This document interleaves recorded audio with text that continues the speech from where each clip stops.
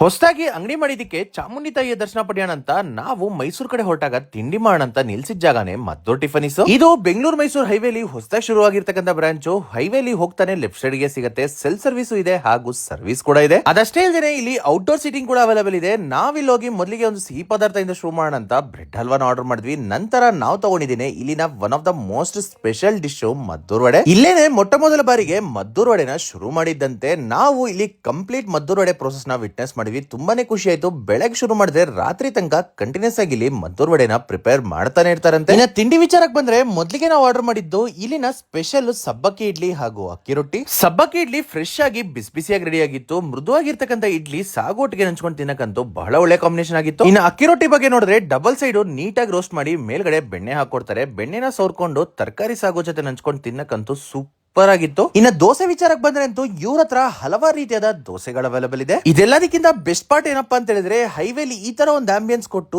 Rates ನೋಡಿದ್ರೆ ಸಿಕ್ಕಾಪಟ್ಟೆ affordable ಆಗಿ ಇಟ್ಟಿದ್ದಾರೆ. ಬಿಲ್ ನೋಡಿ ನನಗೇನೆ ಶಾಕ್ ಆಯ್ತು. ಲಾಸ್ಟ್ ಅಂಡ್ ಫೈನಲ್ ಆಗಿ ಒಂದು ಸಕ್ಕತ್ತಾಗಿರುವಂತಹ ಫಿಲ್ಟರ್ ಕಾಫಿಯಿಂದ ಮುಗಿಸಿದ್ವಿ. ಆಂಪಲ್ ಕಾರ್ ಪಾರ್ಕಿಂಗ್ ಸ್ಪೇಸ್ ಕೂಡ ಇದೆ. ನೆಕ್ಸ್ಟ್ ಟೈಮ್ ನೀವು ಮೈಸೂರು ಕಡೆ ಟ್ರಾವೆಲ್ ಮಾಡ್ಬೇಕಾದ್ರೆ ಫ್ಯಾಮಿಲಿ ಒಟ್ಟಿಗೆ ಖಂಡಿತವಾಗ್ಲೂ ಒಮ್ಮೆ ವಿಸಿಟ್ ಮಾಡಿ.